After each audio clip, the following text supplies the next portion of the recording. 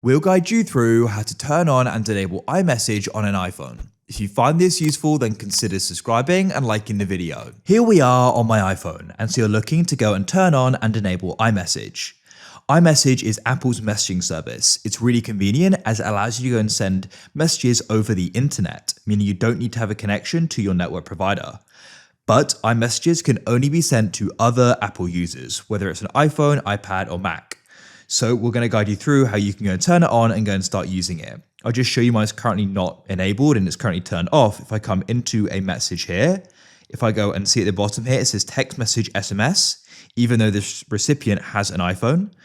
And if I try and type a message, you'll go and see it then is green, the send button. And I want to go and enable iMessage so I can go and start sending messages as that. So to do this, we can't actually do it in the Messages app itself. So what we're going to do is come out of here like so. Then what you need to do is you need to go and open up the Settings app. In Settings, you want to go and scroll down to the bottom and find the option for Apps. Then in Apps, you need to go and scroll down. This is alphabetical, by the way. And what we're looking for is Messages. So you shouldn't need to go down far.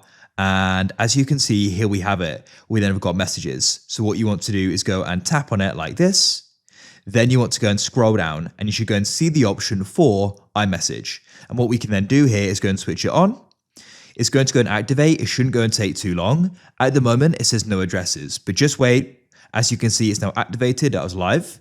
And what we can then do is you can tap here and you can go and select the send and receive addresses. So it's going to go and have your phone number, and you can then go and add emails and other phone numbers from other devices on your Apple ID account. So you can go and receive messages from them, and you can also go and choose the number you go and send it as, or email. So when you send iMessage, what it uses. So now that's turned on, we can come back to Messages.